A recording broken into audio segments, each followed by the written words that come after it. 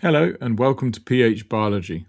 Today's explainer is anaerobic respiration, respiration without oxygen, releasing less energy than aerobic, with different products in animals and yeast. By the end of this video, you'll know both forms, when each happens, and what causes that burning feeling in your legs at the end of a sprint.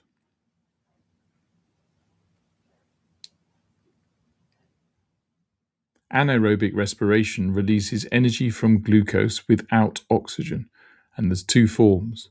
In animal muscle cells, glucose gives lactic acid. In yeast cells, glucose gives ethanol and carbon dioxide, which is called fermentation. Both produce less energy per glucose than aerobic respiration because the glucose isn't fully broken down.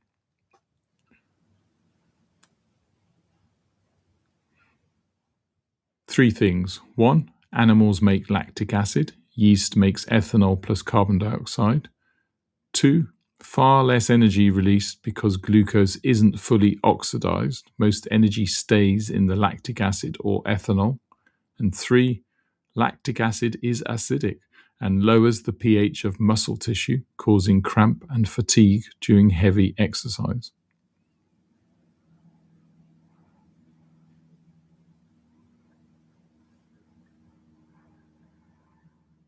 Common slip.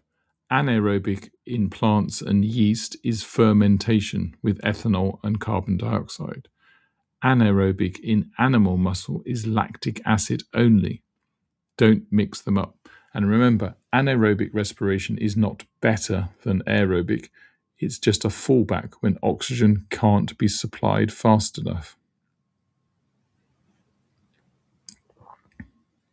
Quick example. Sprint 100 meters flat out.